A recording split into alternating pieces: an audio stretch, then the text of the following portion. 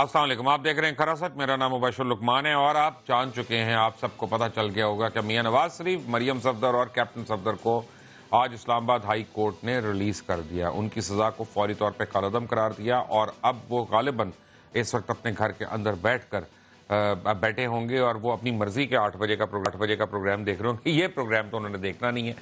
لیکن آپ کو ایک بات کی بڑی حیرانی ہو رہی ہوگی کہ بڑے جو ان کے سپورٹرز ہیں، ان کے ووٹرز ہیں، وہ بڑی آج خوشیاں منا رہے ہیں، مٹھائیاں بانٹ رہے ہیں.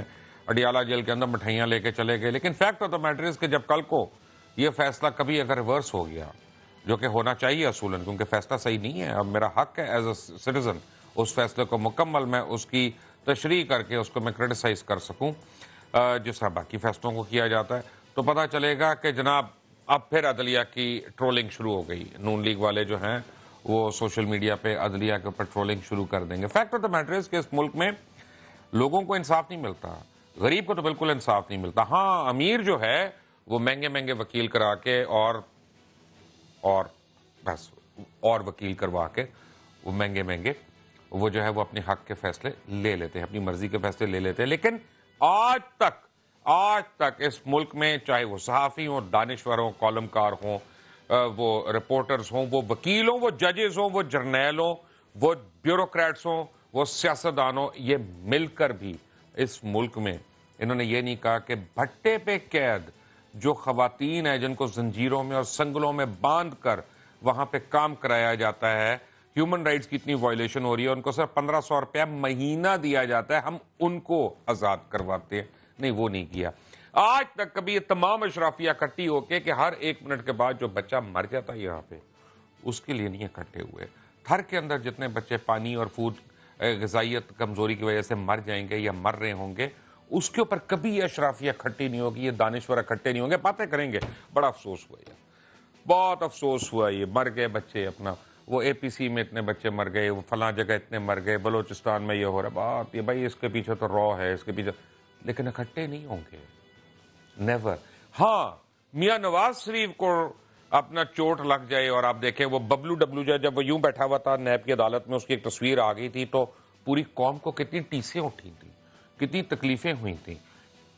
لیکن جب محترمہ بے نظیر بھٹو کو فرشوں کے اوپر بٹھایا گیا تھا، اپنے بچے اٹھا کے جب وہ جا رہی تھیں جیلوں کے اندر، اس وقت نہیں کسی کی غیرت اور حمیت جو تھی اس نے دعوت دی. یہاں پہ اب کوئی میاں نواز شریف کے اوپر کو بات کرے تو فوری طور پہ کہتے ہیں آپ پلیز آپ جو ہے نا وہ نارمز کا اور ایٹیکیٹس کا لحاظ کرے.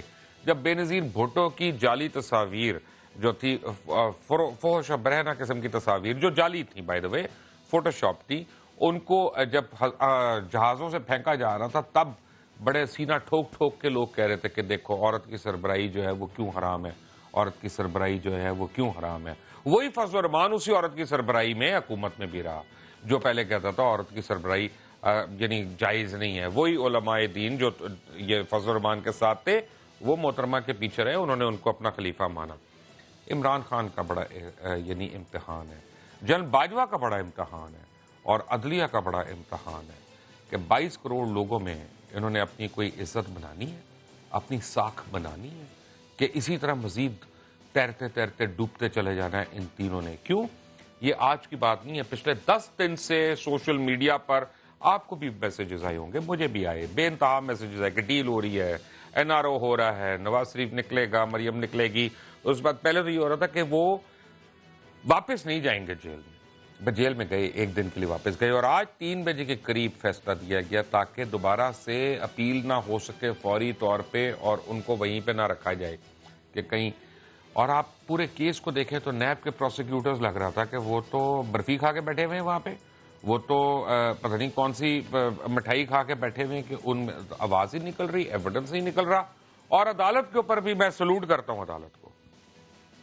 عدالت بھی آپ دیکھیں نا، انہوں نے ایون فیلڈ کا نہیں پوچھا، انہوں نے منی ٹریل کا نہیں پوچھا، انہوں نے یہ نہیں کہا کہ یہ پیسے گئے کیسے، انہوں نے کہا بھئی اس کا لنک نہیں بنتا اس سے. ارے بابا، اس کی اولاد کہہ رہی ہے، وہ خود کہہ رہا ہے، وہ نیشنل اسمبلی میں کھڑے ہو کے کہہ رہا ہے، وہ 2 دفعہ قوم سے خطاب ہو کے کہہ رہا ہے. لیکن اب کیونکہ اعلیٰ عدالت نے کہہ دیا تو ہم مان لیتے ہیں.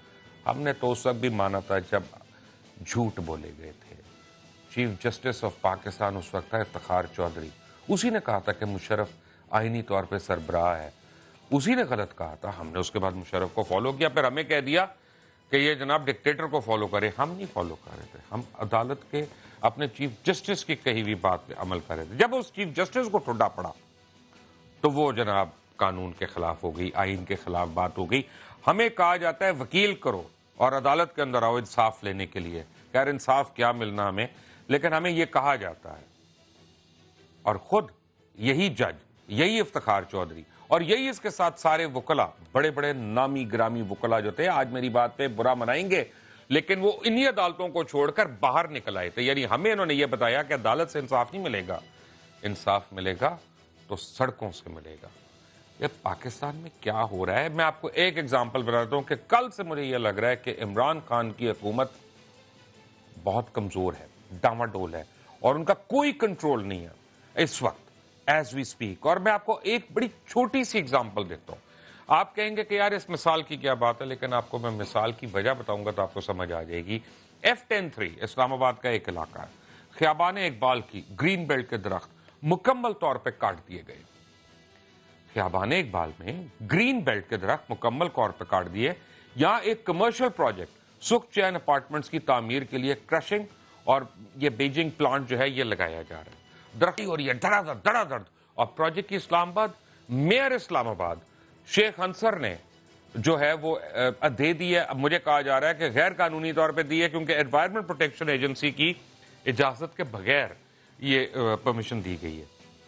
ایک ایسے وقت میں جب حکومتی سطح پر بلین درخت لگانے کی باتیں ہو رہی ہیں اور انوائرمنٹ بچانے کی باتیں ہو رہی ہیں, خود وزیر اعظم ہاؤس آف پارلیمان کی ناک کے بالکل نیچے اسلام آباد F-10-3 کے اندر, یہ آپ اپنی سکرین پہ دیکھ رہے ہیں, میں آپ کو سکرین پہ دکھاتا ہوں کہ میٹروپولیٹن کارپوریشن کے ڈائریکٹریٹ آف ایڈمنسٹریشن کی جانب سے 27 جولائی 2018 کو لکھا ہوا لیٹر نمبر MCI/DMA/MF15 سکھ چین F10/2018/418 جو ہے, یہ جنرل مینیجر لاجسٹک نے سکھ چین ویلی امتیاز حسین کو لکھا, جس میں CDA کی ملکیتی گرین بیلٹ پر سکھ چین کو عارضی بیچنگ پلانٹ لگا کر لیبر کیمپ قائم کرنے کی اجازت دی گئی.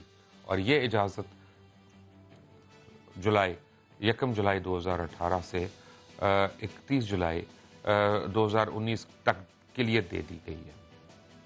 عمران خان کہتے ہیں ہم نے بلین ٹریز لگانے ہیں, ہم نے درخت لگانے ہیں. CDA کہتی ہے ہم نے درخت کاٹنے, اور کاٹ دی انہوں نے بے دردی سے. یہ وہ درخت ہیں جو اسلام آباد میں کٹے ہیں. میں کہیں اور بھائی پھیرو کی بات نہیں کر رہا, منڈی بہودین کی بات نہیں کر رہا, لاڑکانہ کی بات نہیں کر رہا, کوئٹہ کی بات نہیں کر رہا. میرا کہنا یہ ہے کہ جو حکمران 30 دن کے اندر اپنی کہی ہوئی باتیں ان پہ عمل نہیں کروا سکتے, وہ اگلے 5 سال اس ملک میں کیا کریں گے.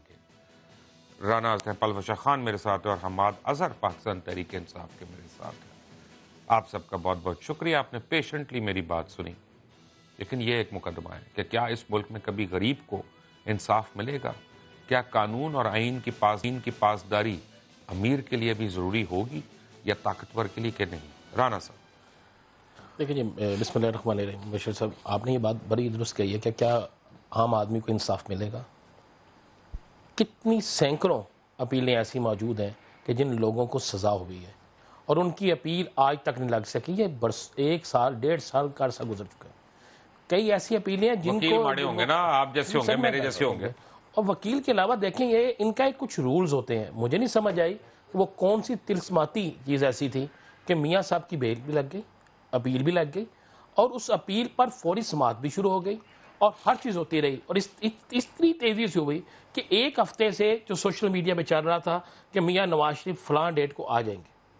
دیکھیں یہ آج مسلم لیگ نون کے, میں نہیں کہتا کہ کوئی جج بکا تھا یا کوئی ایسی چیز, ہم نہ آپ کہتے ہیں نہ میں کہتے ہیں, ہم قانون کی بات کر رہے ہیں. لیکن مسلم لیگ نون کے جو رہنما تھے وہ کیوں کہہ رہے تھے کہ میاں نواز شریف آج آ جائیں گے؟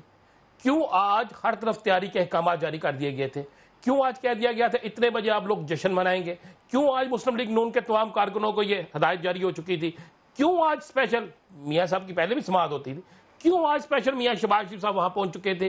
کیوں آج 11 بجے دوپہر کو کیس سے پہلے ہی وہ مچلکے تیار ہو چکے تھے, ہر چیز ہو چکی, کیوں ہو چکی تھی, اس میں کیا تھا؟ میں پتہ کرتا ہوں. Palosh Shah, thank you very much for joining us. مجھے پتا ہے آپ احترام محرم کی وجہ سے بڑا میری ریکویسٹ پہ آپ آئی ہیں, ورنہ آپ نہیں آ رہی تھی. یہ بتائیں کہ آج جو ہوا اس کو آپ کس طرح سے دیکھتی ہیں؟ دیکھیے مبشر, بہت ایک انٹرسٹنگ ڈیولپمنٹ ہے, اور میں سمجھتی ہوں اس ڈیولپمنٹ کی وجہ سے یکسر ہی شاید جو ہماری قومی سیاست کا منظرنامہ ہے وہ تبدیل بھی ہو سکتا ہے. اب جس طرف اشارہ کیا جا رہا ہے, دیکھیے اب ایک بات تو آپ نے بھی مانی ہے اور وہ بات سچ ہے کہ جو نیب پروسیکیوٹر کی ان کی جو کمزوریاں تھیں وہ چند ہی پیشیوں میں جسٹس اطہر من اللہ صاحب نے اس طریقے سے عیاں کر دیں کہ اس کے بعد ایک فضا تبدیل ہوئی, اس میں کوئی دو رائے نہیں. اب اس کی کیا وجہ ہے, میں کوئی اس پہ جو قانونی پہلو ہیں ان پہ تو بات نہیں کر سکتی, مگر چونکہ اب فیصلہ آ چکا ہے تو اس بات کا اعتراف تو کرنا پڑے گا کہ وہاں بہت کمزوریاں تھیں, وہ بہت سے سوالات تھے جن کے وہ جواب نہیں دے سکے. لہٰذا وہ پارٹی جس میں بلکہ چند دن پہلے تک جان نہیں تھی, آج آپ دیکھ لیجئے کہ وہ کس طریقے سے جو ہے دوبارہ سے اکٹھے ہوئے ہیں. اور آپ نے کل بھی آپ کے شو کا جو میں نے دیکھا اس میں آپ نے کہا کہ عمران خان صاحب کی ویژن کو خود ان کے اپنے لوگ ڈبو رہے ہیں, اس میں کوئی دو رائے نہیں ہے. کل کے جو ڈیولپمنٹس تھیں, جو ایک منی بجٹ آیا جو منی بل جسے کہہ رہے ہیں, اور آج اگر آپ ان دونوں کو ملا کر دیکھیں تو آپ کو ایک بڑی تبدیلی نظر آئے گی. اب یہ مجھے پتہ نہیں کل جاتے ہیں سپریم کورٹ میں سزا واپس ہوتی ہے یا نہیں, اس پر میں کچھ نہیں کہہ سکتی, لیکن آج کی حد تک میں سمجھتی ہوں کہ آپ ٹھیک کہہ رہے ہیں کہ یہ حکومت کمزور تر نظر آ رہی ہے. کل جو کچھ ہوا اس سے جو عوامی حمایت تھی اس پر بھی بڑی ان کو ٹھیس لگی ہے. دوسری بات یہ ہے کہ اور لوگوں کا تو میں نہیں کہہ سکتی جو ان کی کیبنٹ میں ابھی آئے ہیں, لیکن کم از کم اسد عمر صاحب کو علم ضرور تھا کہ وہ اس ملک کے فائنانس منسٹر بننے والے ہیں. اور مجھے اس بات پہ حیرت ہے کہ کیا وہاں اتنی بڑی بڑی ٹیمز اور تھنک ٹینکس جو بیٹھے ہیں انہوں نے کوئی جو ہے اس پر کوئی ہوم ورک نہیں کیا؟ کیا ان کے علم میں یہ نہیں تھا کہ اس ملک کے جو قرضے ہیں وہ کتنے ہیں, اس ملک کے سرکولر ڈیٹ جو ہے وہ کتنی ہے, ہوم ورک کیا تھا, اور اس ہوم ورک کے نتیجے میں کے لیے اور ٹریڈ ڈیفیسٹ کے لیے کتنا پیسہ ہے. اس ہوم ورک کے لیے آپ اس کا نتیجہ یہ دیکھیں کہ لینڈ مافیا اور پراپرٹی مافیا کو بے انتہا فائدہ ہوا ہے. آپ کیسے کہہ رہی ہوم ورک نہیں کیا؟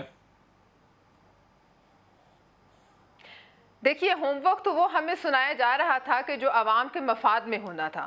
جو تبدیلی کی بات کی جا رہی تھی یہ تبدیلی ضرور ہے, ایک تبدیلی ہے کہ یہ آپ دیکھیے کس طریقے سے وہ لوگ, یہ میں آپ کی کل کی شو کی باتیں دوبارہ کر رہی ہوں تو آپ مجھے اس پر ذرا معاف کیجیے گا, لیکن یہ باتیں بالکل دوبارہ ریپیٹ کرنے والی ہیں کہ یہ بالکل وہ لوگ جو کہ ٹیکس فائلرز تھے, وہ لوگ جو کہ ٹیکس دے رہے تھے, پس رہے تھے آلریڈی, ان لوگوں کو مزید پیسا گیا. اور وہ لوگ کہ آٹو موبائل انڈسٹری آپ نے جیسے کہا, باقی بڑے بڑے انڈسٹریز, ان تمام لوگوں کو لینڈ مافیا کو ایک کھلی چھٹی دے دی گئی.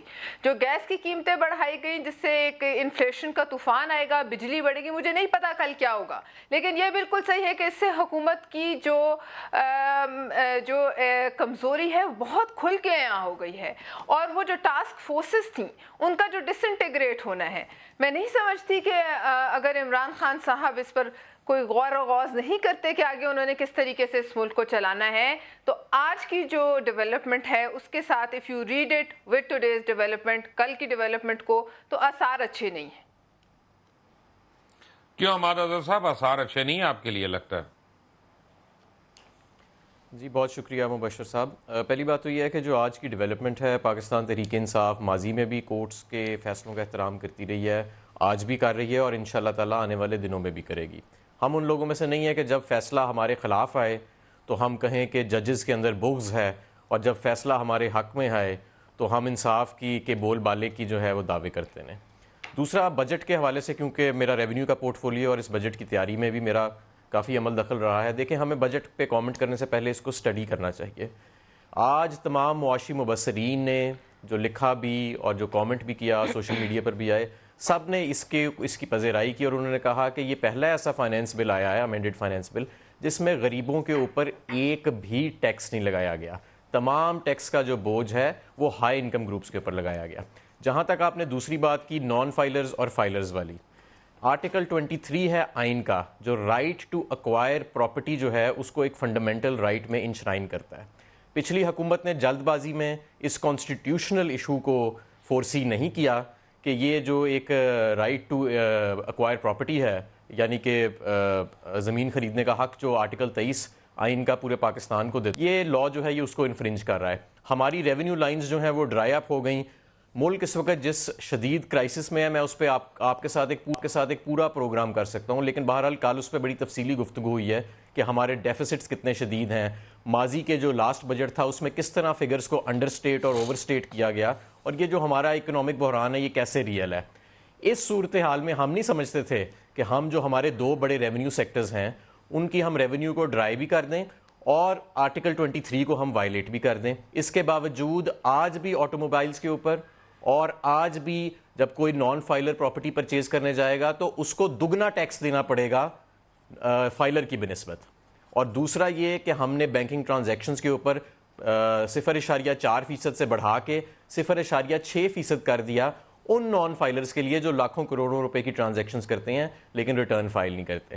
تو اگر آئین کی روح میں دیکھا جائے تو آپ ایک پینلٹی امپوز کر سکتے ہیں، آپ فائن امپوز کر سکتے ہیں نان فائلرز کے اوپر، لیکن آپ کسی کے سے یہ حق محروم نہیں کر سکتے کہ وہ کوئی پراپرٹی لے. یہ ہمارے آئین میں آرٹیکل 23 کے اندر بڑا کلیئرلی لکھا ہوا ہے، تو اس کے اوپر یہ کنفیوژن ختم ہو جانی چاہیے. اس کے علاوہ اگر اس میں کوئی شخص مجھے ایک بھی ایسا فائنانس بل میں معذرت کے ساتھ بات یہ ہے کہ مجھے پلیز آئین اور قانون کی بات اس لیے نہ بتائیں کہ یہ وہ ملک ہے جہاں پہ چیف جسٹس آف پاکستان جاتے ہیں ہسپتال اور یہ سب جیل کے اندر سے شراب کی بوتلیں برآمد کرتے ہیں، پکڑتے ہیں، اور وہ لیبارٹری میں جا کے شہد کی بوتلیں کنورٹ ہو جاتی ہے. تو میرے پاس تو کوئی، میری چڑیل نے بھی ریزائن کر دیا اسی دن. انہوں نے کہا اب تو میں بھی کچھ نہیں کر سکتی کہ جہاں پہ چیف جسٹس کی کہی ہوئی بات کا اس طرح سے مذاق اڑایا جا سکتا ہے تو وہاں پہ تمہاری کیا حیثیت اور میری کیا حیثیت. اور جہاں تک رہ گئی آپ نے جو لاجک دیا معذرت کے ساتھ انتہائی فرسودہ لاجک ہے یہ کہ جناب نان فائلر دگنا ٹیکس دے رہا ہے گاڑی خریدتے ہوئے. نان فائلر ایک دفعہ 1.5 لاکھ روپیہ دے رہا ہے گاڑی خریدنے کے لیے ٹیکس، اور میں فائلر ہو کے 70,000 روپیہ دے رہا ہوں، جبکہ میں ہر مہینے کئی لاکھ روپیہ دے رہا ہوں اور وہ 5 سال کوئی پیسہ نہیں دے رہا کیونکہ اس نے 5 سال ٹیکس فائل نہیں کر رہا، اور 5 سال کے بعد ایک گاڑی لے رہا ہے تو 1.5 لاکھ روپیہ دے رہا ہے. سوری میں معذرت کے ساتھ میں ابھی قانون کی بات نہیں کر رہا، میں قانون کی بات نہیں کر رہا سر، میں فائلنگ کے اوپر بات کر رہا ہوں. کہہ رہے ہیں نا کہ میں یہ ٹیکس دوں گا جو آپ، اگر آپ فائلر ہیں الحمدللہ، تو اگر آپ فائلر ہیں اور آپ گاڑی خریدنے جاتے ہیں جو آپ ٹیکس دیتے ہیں وہ آپ اپنی اینول ریٹرن میں ایڈجسٹ کرتے ہیں، وہ ایڈوانس ٹیکس ہے، وہ آپ ڈیڈکٹ کر لیتے ہیں اپنی اینول ریٹرن میں. آپ گاڑی خریدتے وقت وہ ٹیکس نہیں دے رہے ہوتے، وہ آپ کا جو اکاؤنٹنٹ ہے وہ اینول اتنی رقم آپ کی انکم ٹیکس لائبلٹی میں سے مائنس کر دیتا ہے. تو فائلر کے اوپر میں یہ نہیں کہہ رہا، میں یہ کہہ رہا ہوں کہ جو نان فائلر اس کا بھی 1.5 لاکھ روپیہ ہی جا رہا ہے، اس کا وہ ہر مہینے 1.5 لاکھ نہیں جا رہا. پلیز پہلی یہ بات سمجھیں. اور دوسری بات میں آپ کو مبارکباد دینا بھول گیا ہوں، آج کے فیصلے کے بعد مجھے یہ لگ رہا ہے کہ بہت جلد انشاءاللہ جہانگیر خان ترین صاحب ہمارے درمیان ہوں گے اور ان کا کیس بھی ختم ہو جائے گا. اب جس طرح چل پڑی ہے اسلام آباد ہائی کورٹ کے فیصلے، مجھے بڑا لگ رہا ہے کہ بڑی جلدی یہ فیصلے ہونے والے ہیں. آپ کو لگ رہا ہے ایسا؟ دیکھیں پہلے تو ہم مبشر صاحب میں تھوڑا سا اس کی قانونی تفصیلات بھی بتانا چاہوں گا کہ آج جو فیصلہ آیا ہے اس کے اوپر تھوڑی سی کنفیوژن ہے. آج ایک ضمانت جو ہے وہ دی گئی ہے ایک ملزم کو یا مجرم کہہ لیں اسے، کیونکہ اور جب بھی ضمانت دی جاتی ہے تو وہاں پہ ورڈ یوز کیا جاتا ہے کہ جو ان کی سینٹنس ہے اس کو سسپینڈ کر دیا گیا ہے. سینٹنس کو سسپینڈ کیا گیا ہے، کنوکشن کو سسپینڈ نہیں کیا گیا. اور میں ساتھ یہ بھی آپ کو بتاتا چلوں کہ ابھی تک اس کیس میں جو آرگیومنٹس ہیں مین کیس کے حوالے سے، جس کے اگینسٹ نیب کا جو بشیر صاحب کا جو ججمنٹ تھی جج بشیر صاحب کی، اس کے اگینسٹ یہ اسلام آباد ہائی کورٹ میں گئے اپیل میں. ابھی اس اپیل کے اوپر آرگیومنٹس شروع ہونے ہیں. ابھی تک جو آرگیومنٹس ہوئے ہیں وہ اس ضمانت سے ریلیٹڈ تھے کہ یہ ضمانت ہونی چاہیے، دینی چاہیے کہ نہیں دینی چاہیے. مین میٹر کے اوپر ابھی آنا ہے. اور ابھی یہ جو ضمانت کا، کیونکہ میں سوشل میڈیا پہ دیکھ رہا تھا کہ شاید نیب نے بھی فیصلہ کیا ہے کہ جو ضمانت ہے اس کے آرڈر کے اگینسٹ سپریم کورٹ میں، لیکن بہرحال جو بھی کورٹ فیصلہ کرے، نہ تو نیب ہمارے اختیار میں ہے اور نہ ہی یہ پروسیکیوشن سروسز ہمارے اختیار میں ہیں. یہ نیب ایک آزاد ادارہ ہے اور جو بھی عدالت فیصلہ کرے گی ہم نے ہمیشہ کی طرح پہلے جس طرح اسے قبول کیا تھا. اچھا یہ نیب کا پروسیکیوٹر کون لگائے گا حماد صاحب؟ جی نیب کا پروسیکیوٹر لگائے گا کون؟ دیکھیں جو نیب کی جتنی اس کی کاروائیاں ہوتی ہیں، اس کے پروسیکیوشنز جو کیس اپنی حکمت عملی طے کرتے ہیں، اس کے اندر ایگزیکٹو کا یا حکومت کا کوئی عمل دخل نہیں ہوتا. نہیں حکمت عملی کی بات نہیں کر رہا میں، کہہ رہا ہوں پروسیکیوٹر اپوائنٹ کون کرتا ہے؟ حکومت کرتی ہے. مجھے نہیں پتا کہ اس کا پروسیکیوٹر جو ہے نیب کا وہ کون، حکومت کرتی ہے یا نیب کرتی ہے. I'm not sure حکومت کرتی ہے سر. مجھے آپ سے یہ سوال، بلکہ میں پلوشا سے کرتا ہوں کیونکہ وہ بھی پارلیمنٹیرین رہی ہیں. پلوشا جی مجھے یہ بتائیں کہ آپ اس حکومت کی کارکردگی کے متعلق کیا کہیں گی جس کو پی سی بی کا چیئرمین بدلنے کی جلدی تھی، نیب کے پروسیکیوٹرز کو ٹھیک کرنے کی جلدی نہیں تھی؟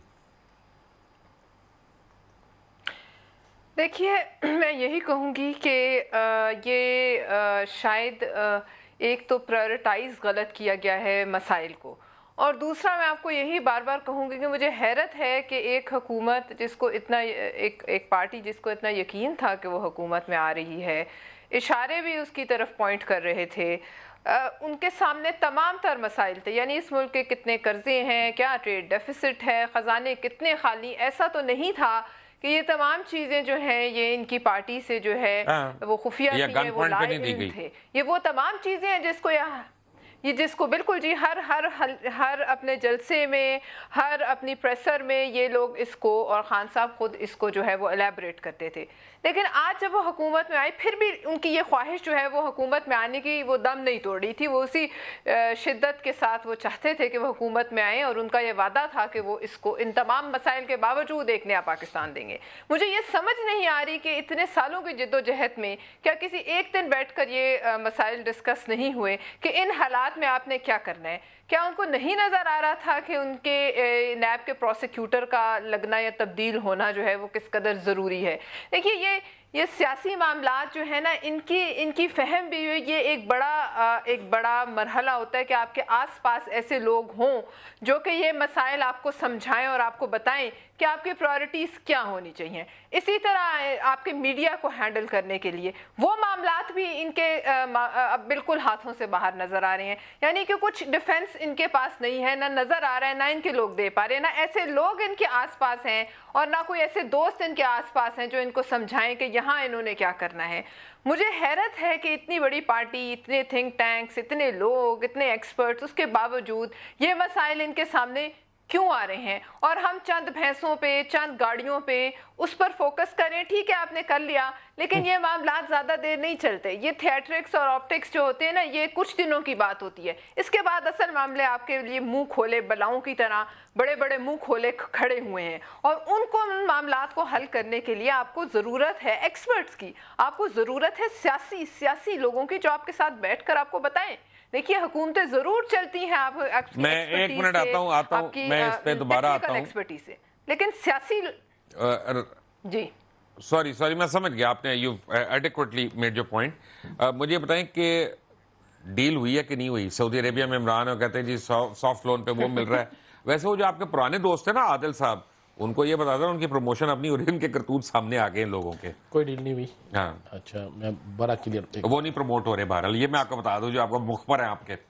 نہیں میرا کوئی مخبر نہیں ہے، اور میں نہیں سمجھتا کہ اس موجودہ حالات میں پاکستان کا کوئی بھی ادارہ، آپ خود سمجھتے ہیں کہ نہ عدلیہ، نہ پاکستان کی پاک فوج، اور نہ ہی میں سمجھتا عمران خان بتاتے یار مجھے یہ بتائیے، میں آپ کو سی ڈی اے کی دکھا رہا ہوں کہ یہ کون دے رہا ہے اجازت؟ لیکن یہ عمران، میں کہوں یہ چیلنج ہے، یہ عمران خان کے لیے چیلنج ہے. عمران خان کے نیچے بہت سے لوگ ایسے ہیں، معذرت سے بہت سے لوگ ایسے ہیں جو عمران خان کے ویژن کو برباد کر رہے ہیں، جو عمران خان جس چیز کو لے کر چلا اس کو ٹھیک نہیں ہونے دے رہے. وہ آج بھی بیوروکریٹسی کے ہاتھوں میں، آج بھی ایک مافیا کے ہاتھوں میں گر رہے ہیں. حماد ہمارا بھائی ہے، حماد تو ہمارا بچوں کی طرح ایکچولی میاں صاحب ہمارے بھائی ہیں، تو اس لیے حماد کے معاملے میں حماد شاید ابھی تک اس جگہ تک نہ جا سکے جس جو سوچ آپ کیا دیکھیں. میاں صاحب سے اگر یہ پوچھیں گے نا تو وہ ان کو پورا گائیڈ کریں گے. ان کے والد صاحب بہت بڑا کمال آدمی ہے جی، بہت کمال. تو اس لیے میں یہ بڑا کلیئر کہہ دوں، آج بھی مٹھائی بانٹنے میں بہت جلدی کی ہے مسلم لیگ نے، بہت جلدی کی ہے، اور اتنی جلدی کر دی ہے کہ چند دن بعد آپ ہی کے پاس ہم بیٹھے ہوں گے، آپ دیکھیں گے کہ یہ دیکھیں ابھی تحریک انصاف نے گالیاں نہیں نکالی، کسی نے گالی نہیں نکالی، نکالنی بھی نہیں چاہیے عدلیہ کو، لیکن یہ لوگ پھر نکالیں گے. رانا صاحب میرے ساتھ ہی رہیے گا، حماد اظہر صاحب بھی ہیں پل بریک کے بعد. ٹیک اے بریک.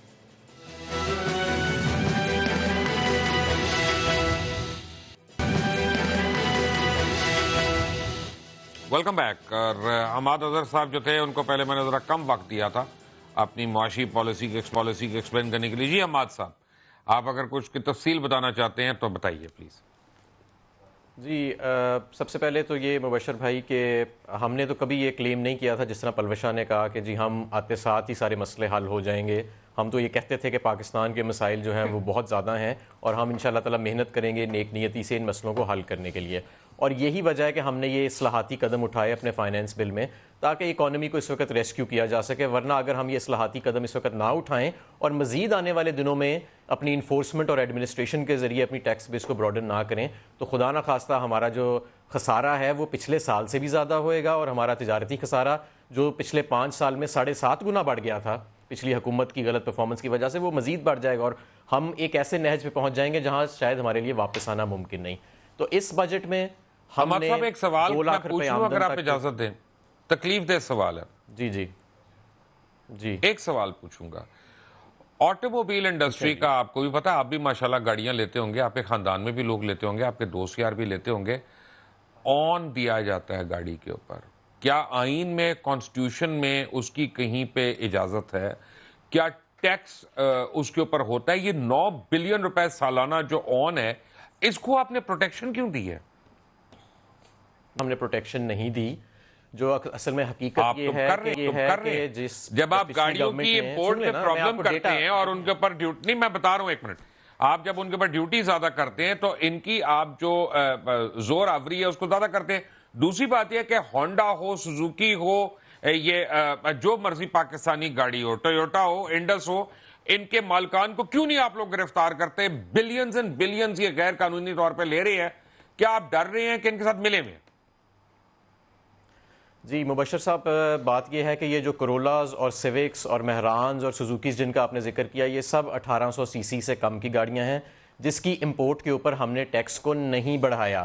ہم نے 1800 سی سی اور اس سے اوپر کی گاڑیوں پہ بڑھایا ہے اسی لیے کہ یہ جو ڈومیسٹک ماڈلز ہیں جن کی اوور ڈیمانڈ اور انڈر کیپیسٹی کی وجہ سے ان کے اوپر آن یا ایسی بکنگز چل رہی ہیں, ان کو امپورٹ کے ذریعے تھوڑا ریلیف دیا جا سکے, اس لیے ہم نے ان گاڑیوں کی جو کیٹیگری ہے اس کے اوپر امپورٹ نہیں بڑھائی. لیکن جو گاڑیاں پاکستان میں جن کی پیداوار نہیں ہوتی یا نہ ہونے کے برابر ہوتی ہے جیسے بی ایم ڈبلیوز ہیں, ایس یو ویز ہیں, ایسی گاڑیاں, ان کے اوپر ہم نے 10% ٹیکس بڑھایا ہے. اور یہ بھی میں آپ کو واضح کرتا چلوں کہ ابھی بھی جو 1800 سی سی سے کم گاڑیاں ہیں ان کے اوپر جو ٹیکس سٹرکچر ہے ڈومیسٹکلی اس کی انفورسمنٹ کے لیے بھی ہم نے پورا ایک میکنزم بنایا ہوا ہے اور 92 ارب روپے ہم نے ایسے رکھے ہیں اپنے بجٹڈ ایلوکیشن کے اندر جو صرف ایویژن ختم کر کے مختلف جیسے ایلیسٹ ٹبیکوز ہیں اور جس طرح آپ نے ذکر کیا کہ یہ جو آن چل رہا ہوتا ہے ان کے اوپر کریک ڈاؤن کر کے, اور جو مختلف لوگ ہیں جو جن کا رہن سہن جو ہے وہ بہت لیوش ہے لیکن وہ ریٹرن جمع نہیں کراتے, ایسے لوگوں پہ کریک ڈاؤن نہیں تھا. میرا سوال یہ تھا کہ جو 9 بلین ہر سال کا انڈس موٹر, شرازی موٹر, یہ پاک سوزوکی, یہ سارے جو آن کا لے رہے ہیں اس کی روک تھام کے لیے آپ کیا قانونی کارروائی کریں, مجھے یہ بتا دیں بس. جی ہم اس کے اوپر ایک بہتر انفورسمنٹ اور اس کی مانیٹرنگ کا ہم ایک سسٹم بنا رہے ہیں. ہم چاہتے ہیں کہ یہ آن جو ہے پولیس کیوں نہیں استعمال ہو رہی, اور یہ دیکھیں اگر میں چوری کروں, فائنانس بل سے ریلیٹڈ آئٹم نہیں ہے. اگر کراچی میں کوئی شخص کسی سے بھتا لیتا ہے, نہیں میاں صاحب ایک سیکنڈ, کراچی میں کوئی شخص کسی سے بھتا لیتا ہے نا زبردستی تو رینجرز کو کال کر لیا جاتا ہے. یہاں پہ اپنا سرے عام 9 بلین روپے کا بھتا لیا جا رہا ہے, ہر سال لیا جا رہا ہے. آپ کی کون سی مجبوری ہے کہ آپ اس پہ رکے ہوئے؟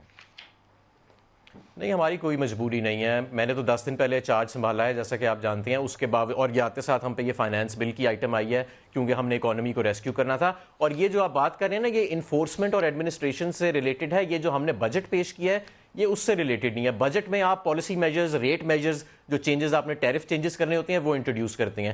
یہاں پہ جو آن لیا جا رہا ہے اس میں جو ایف بی آر کا قانون آلریڈی موجود ہے اس کی انفورسمنٹ کا ایک لکونہ ہے جو ہمارے جو کراچی کے اور لاہور کے جو سینٹرز ہیں ان کی انفورسمنٹ کو بہتر کرنے کے لیے. اور آپ دیکھیں گے کہ آنے والے دنوں میں ہم مختلف اقدام اٹھائیں گے. انلائٹن میں وہ قانون بتائیں جس کے تحت آن لیا جا رہا ہے. وہی میں کہہ رہا ہوں نا کہ قانون جو موجودہ قانون ہے ایف بی آر کا وہ انفورس نہیں ہو رہا جس کی وجہ سے آن لیا جا رہا ہے. اس قانون کی انفورسمنٹ ضروری ہے. ہمارے سامنے پہلا فوکس یہ تھا کہ ہم اکانومی کو سٹیبلائز کرنے کے لیے ایک ایسا فائنانس بل لے کے آئیں جس میں متوسط طبقے پہ بوجھ نہ ڈلے. وہ اب ہم نے کر لیا ہے. اب ہمارا اگلا فیز جو آج سے شروع ہوا ہے وہ ان قوانین کی انفورسمنٹ کا ہے جس کی وجہ سے ایویژن ہو رہی ہے. مجھے سمجھ نہیں آ رہا پلوشہ بی بی، آپ مجھے سمجھا دیں، آپ اس پارلیمنٹ میں رہی ہیں، بڑا عرصہ رہی ہیں، کہ بغیر چوری کو پکڑے ہوئے فائنانس کے جو لکونے وہ کیسے ٹھیک ہو سکتے ہیں؟ دیکھیے ظاہر ہے اب ان تمام چوری کو پکڑنے کے لیے بھی جو ہاتھ ہونے چاہیے نا، وہ بالکل پاک صاف ہونے چاہیے.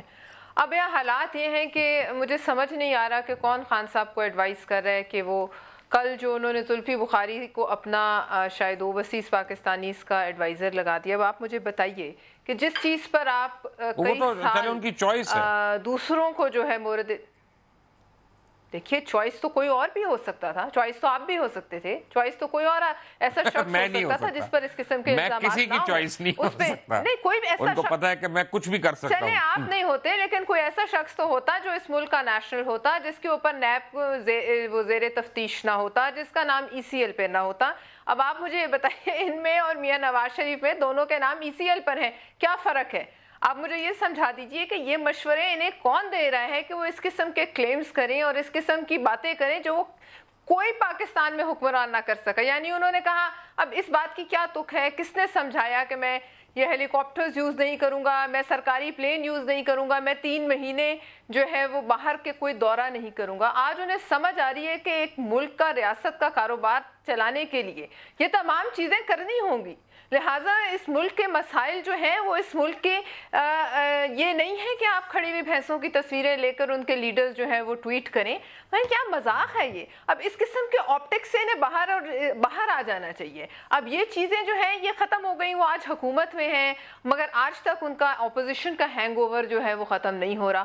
جہاں بات ہوگی وہ وہی باتیں ہوں گی جو کہ ہم نے 2014 کے اوپر دیکھی. لہٰذا آج کے مسائل، جس ملک کا ٹریڈ ڈیفیسٹ 38 بلین ڈالر، آپ مجھے بتائیے وہاں بھینسوں کی تصویریں ٹویٹ کرنا یا چند یہ استعمال شدہ گاڑیاں جو ہیں وہ کھڑی کر دینا یہ مسائل حل کرے گا؟ آپ مجھے یہ بتا دیجئے کہ جیسے آپ نے آج کہا کہ چوری روکنے کے لیے آپ ہاتھ پکڑیں گے تو ان کی اپنی ہمشیرہ کی جو جائیدادیں ہیں سب سے پہلے تو وہاں سے شروع ہونا چاہیے. آپ مجھے بتائیں ان کے آس پاس جو لوگ بیٹھے ہیں ان میں سے کتنے وہ ہیں جو نیب زدہ ہیں؟ ہماری پارٹی سے کتنے لوگ وہاں گئے جن کے اوپر نیب کے مقدمے تھے، آج وہ سب غائب ہیں، کوئی ذکر نہیں ہوتا. کہاں گیا ظفر گوندل کا مقدمہ اربوں روپے کی جس کی بار بار ذکر شاید خان صاحب نے خود کیا ہے؟ کہاں گئے اور لوگ جن کے اوپر بابر اوان سے تو ریزائن کروایا ہے نا پلوشہ، اتنا تو کیریکٹر دکھایا ہے نا انہوں نے، اتنا تو کیریکٹر دکھایا نا کہ بابر اوان سے ریزائن کروا دیا. بابر اوان نے تو شاید خود ریزائن کیا ہے، بابر اوان نے تو شاید خود کیریکٹر تو دکھایا نا. چلے پی ٹی آئی کو کریڈٹ تو دے نا. کس نے دیا؟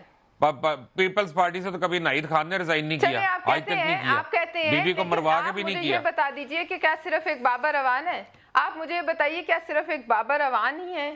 بابر اوان کے علاوہ نہیں، میں اس کا جواب تو حماد صاحب دیں گے، لیکن میں چاہتا ہوں کیونکہ میاں حماد اظہر ہمارے درمیان ہے آج، اور یہ کیونکہ فائنانس سے ان کا تعلق ہے، پورٹ فولیو ان کا ایسا ہے، تو میں ذرا ایک امپورٹنٹ سوال پوچھنا چاہتا ہوں. مجھے یہ نوید شیخ نے بھیجا ہے، میرے پروڈیوسر نے. حماد صاحب باٹم لائن مجھے ہاں یا نہ میں بتائیے گا پلیز، کیا ہم IMF سے بھیک مانگنے جا رہے ہیں؟ ہماری پوری کوشش ہے کہ ہم یہ آپشن ایکسرسائز نہ کریں. نہیں کوشش نہیں. اچھا میں اس کا ایک اور جواب ہمیں لینی پڑے گی کہ نہیں؟ نہیں، میں ذرا ایک بات کرنا چاہتا ہوں، اور یہ ضرور کریں آپ جو بات کرنا چاہیں گا. میرا حالانکہ کبھی بھی میں جب اپنے پروگرامز میں جاتا ہوں میری کوشش ہوتی ہے کہ میں پالیسیز کے اوپر بات کروں، ڈیٹا کے اوپر بات کروں، لیکن میری بہن نے مسلسل اس طرح کی گفتگو کی، اور اللہ کی شان ہے کہ ایک ایسی جماعت فائرنگ کر رہی ہیں اوپر سے لے کے نیچے تک کرپشن سے کے الزامات سے بھری ہوئی ہے، نیب کے کیسز سے بھری ہوئی ہے. ان کے جو قائدین، ان کے جو لیڈرز ہیں، ان کی ضمانتیں ضبط ہو رہی ہیں. 3-3 ہزار 2-2 ہزار ووٹ پنجاب کے حلقوں سے جن کے نکل رہے ہیں. وہ ہم ایک نیک نیت سے کوشش کر رہے ہیں اس ملک کو ٹھیک کرنے کی، اور آپ کس طرح کی گفتگو کر رہے ہیں؟ مطلب آپ کو پالیسی کے اوپر بات کریں، میرے فائنانس بل کے جو ریٹس ہیں وہ پالیسی کے اوپر آپ بات کریے کہ آج جملے بازی اور یہ سارا کچھ، یہ اب میرا نہیں خیال کہ جو اگلی نسل ہے، پڑھی لکھی نسل ہے، اس سے لوگ یہ توقع نہیں کرتے کہ وہ تھیٹر لگا کے بیٹھ جائیں یا جملے بازی میں پڑ جائیں. آپ پالیسی میجرز کے اوپر بات کریں. آپ ہمیں بتائیں کہ یار یہ جو ٹیکس ایویژن ہو رہی ہے اس کو روک تھام کے لیے ہم اسپیسیفک سٹیپس کیا لے سکتے ہیں، ہم کیا اسپیسیفک میجرز لے سکتے ہیں، نہ کہ ہم ایک جملہ بازی میں پڑ جائیں. IMF سے ہم لے رہے ہیں کہ نہیں؟ تو روزانہ چلتے رہتے ہیں. ہم پوری کوشش کر رہے ہیں کہ اپنی اکانومی کو سٹیبلائز کریں اور IMF کے پاس ہمیں نہ جانا پڑے. آپ کو پتا ہے کہ ہمارے جو پی ایم صاحب ہیں اور فائنانس منسٹر صاحب ہیں وہ اس وقت بھی وہ اس وقت بھی مختلف ممالک کا دورہ اسی لیے کر رہے ہیں کہ ہمیں آئی ایم ایف کی ایکسرسائز جو ہے اس کو نہ کرنا پڑے. آپ کو پتہ ہے ماضی کی حکومتوں نے تو کوئی سوشل ممالک کا دورہ کریں گے تو مانگنا ہے اس ہاتھ سے مانگے اس ہاتھ سے مانگے, آئی ایم ایف سے لیں, ڈی ایم ایف سے لیں, پی ایم ایف سے لیں. بٹ بات یہ کہ سعودی عربیہ سے کتنا پیکیج یہ بات نہیں ہے, نہیں یہ بات نہیں ہے. دیکھیں we have to be a little more scientific than that. جب آپ آئی ایم ایف کے پروگرام میں جاتے ہیں تو اس کی بہت ساری کنڈیشنالٹیز ہوتی ہیں. اس کی کنڈیشنالٹیز ایسی ہوتی ہیں کہ جو ہمارے جیسے غریب ممالک ہیں جن کے اندر ماضی کی جو حکومتیں ہیں انہوں نے کوئی سوشل سیفٹی نیٹس نہیں بنائے, تو ان کنڈیشنالٹیز سے جب آپ آسٹیریٹی کرتے ہیں, آپ اپنی بیلٹ ٹائٹننگ کرتے ہیں, تو اس کا براہ راست جو اثر ہے وہ آپ کے نیچے والے طبقے کے اوپر پڑتا ہے جو مزید پستا ہے. اس لیے ہم آئی ایم ایف کی جو رقم ہے اس کو اوائڈ کرنا چاہ رہے ہیں. ہم پہلے ہی بہت زیادہ ڈیٹ میں ہیں. ان کے جو لونز ہوتے ہیں ان کے اوپر بھی مارک اپس جو ہیں وہ قدرے جو ہمارے دوست ہمیں آفر کرتے ہیں سعودی عربیہ کتنا دے رہا ہے؟ مختلف ہے فائنینسنگ. جی سعودی عربیہ کیا دے رہا ہے ہمیں؟ ابھی مجھے اس بات کا نہیں معلوم. یہ پرائم منسٹر صاحب جب واپس آئیں گے تو فورن آفیسز کی بریفنگ کرے گا, لیکن دے رہا ہے اور فائنانس میں اس کی بریفنگ ہوئے گی. امید تو ہے کہ انشاءاللہ تعالی ہمارے جو دوست ممالک ہیں سعودی عربیہ اور باقی, ان سے انشاءاللہ تعالی ہمیں کسی نہ کسی قسم کی فیسلٹی ضرور ملے گی. جب تیل بھی ملے گا اور پیسے بھی ملیں گے رانا صاحب, پھر آپ کہتے ہیں ڈیل نہیں ہوئی. کس طرح ڈیل نہیں؟ دیکھیں مجھے نہیں پتا آپ کو کیوں دیں وہ یار نہیں دیکھیں, آپ نے پرانے پیسے دیے نہیں واپس, ابھی آپ کو اور دے دیں. نہیں دیے پرانے, جس نے پیسے لیے تھے اس کی بہت سی پراپرٹی وہاں پہ موجود تھی, ہو سکتا ہے اس کی وہ پراپرٹی رکھ لی ہو, اس کا بہت سا کاروبار کا حصہ پاکستان کی جو ہے نا وہ ہے امانت ہے, وہ آپ پاکستان کو ادھار نہیں دے سکتے کہ ہم واپس کریں آپ کو, پاکستان کو ہی دینا ہے. کل کو یہ تھوڑی ہے کہ ایون فیلڈ کے اپارٹمنٹ آپ کہیں کہ ہم لون دے رہے ہیں جی پاکستان. نہیں بالکل آپ کی بات درست ہے, لیکن میرا خیال ہے سابقہ حکمران اور اس حکمران میں بڑا فرق ہے. عمران خان کے متعلق انہیں پتا ہے کہ وہ کرپشن کے خلاف ہے, اور نواز شریف کے متعلق انہیں پتا تھا کہ وہ کرپٹ ہے. عمران خان بالکل کرپٹ نہیں ہے, اس میں کوئی دو رائے نہیں ہے, لیکن کیا اس کے ارد گرد جو لوگ ہیں, اب کراچی سے شروع ہو جاتے ہیں خیبر تک, وہ سارے کے سارے کلین ہیں؟ بالکل نہیں ہے. آپ پنجاب میں لے لیں نا, نہیں ہے. اس لیے نہیں ہے کہ کچھ لوگ, وہ پنجابی کا ایک فکر ہے. میں نے ان سے نہیں پوچھنا, مجھے اویس صاحب ایک سوال میرے کان میں پوچھا, میں نے نہیں پوچھنا کیونکہ آپ میرے دوستوں کا نام لینا شروع ہو جائیں گے, پھر لڑائی ہو جائے گی. چلے نہیں میں نہیں پوچھتے, اس سے چھوڑ دیتے ہیں. لیکن اس میں میں کہہ رہا ہوں کہ عمران خان پہ اعتبار ہے, انہیں پتا ہے. دیکھیں سعودی عرب نے خود کرپشن کے خلاف جنگ لڑی ہے. اگر اب سعودی عرب کسی سعودی عربیہ نے جنگ نہیں لڑی, سعودی عربیہ نے پکڑ کے چھتر مارے. آپ وہ نہیں کر سکتے, آپ کے پاس ہیومن رائٹ آرگنائزیشنز پڑی ہیں. جی نہیں بالکل ٹھیک نہیں کر سکتے, لیکن کس طرح سعودی عرب پھر ایک کرپٹ آدمی کو کہے گا کہ جی میں ڈیل کراتا ہوں؟ نہیں ہوگا. یہ میں آپ کو آج پھر کہہ رہا ہوں, آپ جتنا مرضی مجھے کہیں کہ تمہارا سورس ٹھیک نہیں ہے, میں آپ کو لکھ کے دیتا ہوں, نہ پاکستان کی عدلیہ, نہ پاکستان کی فوج, نہ ہی پاکستان کا باغیور میڈیا یہ ڈیل نہیں ہونے دے گا, نہ ڈیل ہوگی. وہ جس نے آپ کو یہ بتایا سر وہ پروموٹ نہیں ہو رہا, اس کو بتا دیں اگلے سال اس کا بورڈ ہے, وہ پروموٹ نہیں ہو رہا. رانا عظیم صاحب ہیں یہاں پہ, حماد اظہر صاحب ہیں, اور پلوشہ خان ہمارے کے بعد. ٹھیک ہے.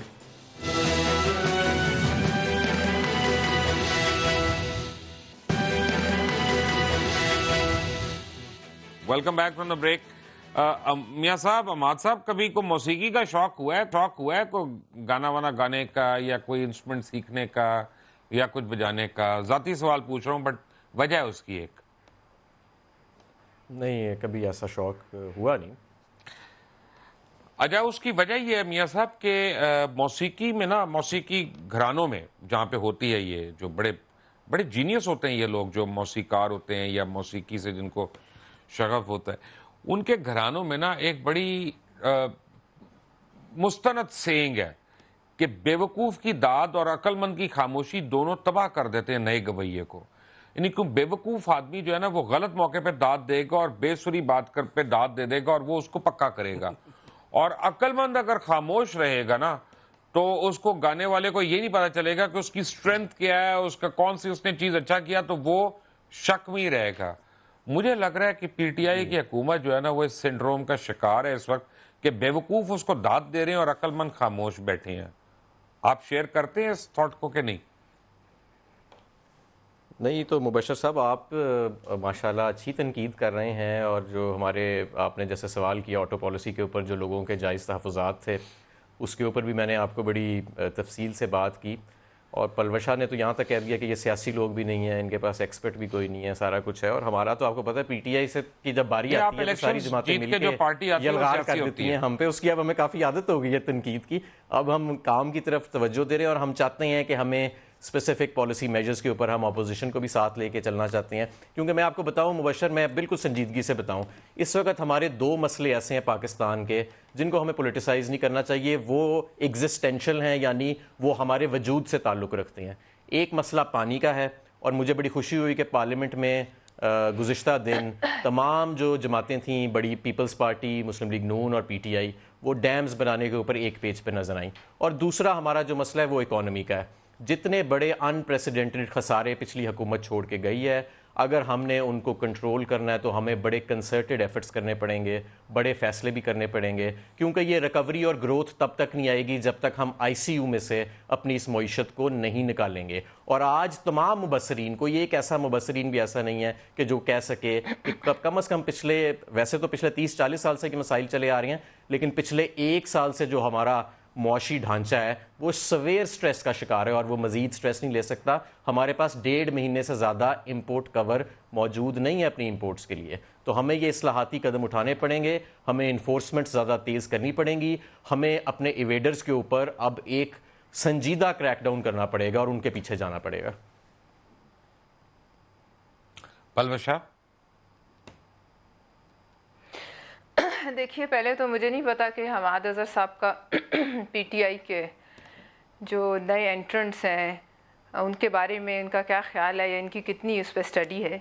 क्या इन्हें पता है कि जिस पार्टी को नैब ज़दा और करप्शन में डूबी हुई कह रहे हैं, उनके कितने हीरे जो हैं वो इनके साथ जड़े हुए हैं इनकी जेवर में। क्या इन्हें पता है कि शाह महमूद कुरैशी से लेकर फिरदौस आशिक अवान, नज़र मोहम्मद गुंदल, नदीम अफजल चंद, इम्तियाज़ सफ्तर वड़ाइच, समसाम बुखारी, राजा रियाज, मुअज़्ज़म जतोई, अशरफ सोना, आमिर डोगर और एक लाइन है नामों की, और ये वो तमाम लोग हैं जो हमारी हुकूमतों में आला उहदों पर फाइज थे। और जो करप्शन के इल्ज़ामात ये हम पर लगाते हैं, उसमें इनका, अगर ये मानते हैं कि करप्शन की तो हिस्सा ज़रूर था। आप बताइए कि आज वो आपके साथ नहीं बैठे हुए? ये वही लोग हैं जिनको आप करप्शन ज़दा और नैब ज़दा कह रहे हैं कि जिनके कैंडिडेट को आपने सेनेट में वोट दिया, इमरान खान साहब ने वोट दिया, आप लोगों ने वोट दिया। लिहाजा अब मैं आपको ये कह रही हूँ कि तनकीद अब आपका सुनना, अब ये आप, इसीलिए मैंने कहा कि ऑपोजिशन हैंगओवर से बाहर हैं, अब आप हुकूमत में हैं, तनकीद सुनना अब आपको पड़ेगी। और तनकीद हो गई, मैं तो अभी कुछ कह ही नहीं रही, मेरी जगह कोई और होता तो शायद और बातें होती, लेकिन ये अब आपको समझना पड़ेगा। इसलिए मैं कह रही हूँ सियासत में आपको शायद ज़्यादा सियासी माइंड्स अपने साथ चाहिए जो आपको समझाएं कि आपको बर्फ़ की तरह ठंडा रहना है और तनकीद सुननी है, और पॉलिसीज़ मैंने नहीं देनी, उस पर बहस मैंने करनी है, पॉलिसीज़ आपने देनी है। ये मेरा काम नहीं, आपने बताना है कि आपने वादा किया 1 करोड़ नौकरियों का, वो किस तरीके से जनरेट होंगी, 50 लाख घर किस तरीके से जनरेट होंगे, 1 ट्रिलियन से ऊपर का गर्दिशी कर्जा जो है वो किस तरीके से ख़त्म होगा। और मदीना की रियासत बनाने वाले हमें ये भी बताएं कि इस कल की जो डेवलपमेंट हुई है उसमें सूदी निज़ाम क्यों नहीं ख़त्म किया गया? कौन सी मदीना की रियासत में सूदी निज़ाम पर चलता है? बात यह है कि दो चीज़ें जो है ना, ये नहीं चलती साथ साथ। जो आपके स्टैंडर्ड्स होते हैं वो एक ही होते हैं, या फिर मदीना की रियासत होगी या फिर पुराना पाकिस्तान होगा। और अगर मदीना की रियासत नहीं होगी तो फिर सब हुकूमतें एक जैसी हैं, फिर आप भी हमारे जैसे हैं, फिर आप भी PMLN जैसे हैं, फिर कोई ख़ास फ़र्क नहीं है जो इस वक्त लोगों को नज़र आ रहा है। लिहाजा अब वो जो इंतखाबी जो दावे और इंतखाबी जो नारे हैं ना, अब उसका वक्त नहीं है, अब अमल का वक्त है। अब आपको मुबशर भी पूछेंगे, अब आपको मैं भी पूछूंगी, अब आपको दीगर लोग भी पूछेंगे और आपको जवाब देना है। लिहाजा अच्छा, प्रोग्राम का टाइम खत्म हो जाएगा, फिर मैं आपको पूरा मुआशी प्लान बता नहीं सकूंगा कि हमने वो 1 करोड़ घर कैसे बनाने हैं, हमने अपनी सनतों को दोबारा कैसे खड़ा करना है, वो सब कुछ मेरे पास मौजूद है। उसका एक तरीका है जी सर। ऐसा करते हैं कि आज अवाम को बता देते हैं कि कल मैं और आप अकेले हम यहीं पे बैठे होंगे और पूरे मुआशी प्लान पे बात कर लेंगे, ताकि कोई ऑपोजिशन का नहीं होगा जो आपको रोकेगा टोकेगा स्वाई मेरे, और आपका एक पूरा 1 लाइन जो है वो डिटेल्ड 1 लाइन अवाम के बीच में आ जाएगा और हमें पता चले कि सऊदी अरेबिया ने कल तक हमें क्या प्रॉमिस किया, या यानी कल का मतलब अगले प्रोग्राम वाले दिन पे, मंडे को भी हो सकता है। और यानी अगर कल मेरा शो ना हो तो मंडे को हम कर लेंगे। मेजर्स पे बात करनी है, मैं इस वक्त भी कर सकता हूं, आइंदा जब भी आप बुलाएंगे मैं आपके पास अपना प्लान भी लेके आऊंगा। आप किसी और को भी बुलाना चाहते हैं, इस वक्त मुझे मेरे पास 1 मिनट रह गया तो मैं इसलिए, लेकिन मंडे को कर लेते हैं। बिल्कुल है, अगर कंस्ट्रक्टिव क्रिटिसिज्म करना चाहते हैं तो बिल्कुल है, अगर जुमलेबाजी करना चाहते हैं तो उसके लिए और लोग मौजूद हैं। अहमद साहब बात यह है कि हमें जरा पता तो चले क्रिटिसाइज तो हम उस वक्त करें जब हमें क्लैरिटी आएगी, फिर हम क्रिटिसाइज भी कर सकते हैं। ज़रा क्लैरिटी तो आए कि ये एक पॉइंट पलवश शाह ने बहुत अच्छा कहा कि सूदी निज़ाम के साथ मदीने का निज़ाम नहीं हो सकता। मैं तो एज अ मुसलमान मैं तो इस पे मैं खड़ा हो जाऊंगा एक टांग पे कि ये 100% बात इस बच्ची ने सही कही है कि सूदी निज़ाम और मदीने की रियासत एक साथ नहीं हो सकते, क्योंकि सूद अल्लाह के कानून में नहीं है। बट अमाद अज़हर साहब को पूरा मौका देते कि ये अगले हफ्ते आएँ और अपनी हुकूमत की मुआशी पॉलिसीज़ जो है वो एक्सप्लेन करें इन डिटेल, और कोई अपोजिशन वाला उस प्रोग्राम में नहीं रखेंगे ताकि एक दफ़ा पूरी पॉलिसी सामने आए, फिर हम खुलकर उसके ऊपर तनकीद भी कर लेंगे। राना साहब आपका बहुत बहुत शुक्रिया। एक बात मैंने रियासत मदीना की ज़रूर आपको बतानी है, जो पलवशा ने पॉइंट आउट किया कि लोग मुझे मैसेजेस भेज रहे हैं कि जी मदीने की रियासत जो है इसमें ये आप चंदा ले सकते हैं। बिल्कुल ले सकते हैं। मिसालें मौजूद हैं कि जहाँ हुज़ूर सल्लल्लाहु अलैहि वसल्लम ने कुएँ के लिए यानी डोनेशंस लोगों से ली, और सबसे ज़्यादा हज़रत उस्मान गनी रज़ियल्लाहु ताला अन्हु ने वो दिया, और उनके नाम का वो कुआं अल्लाह ताला ने आज भी आबाद रखा हुआ है। अंटिल नेक्स्ट टाइम, अल्लाह हाफ़िज़।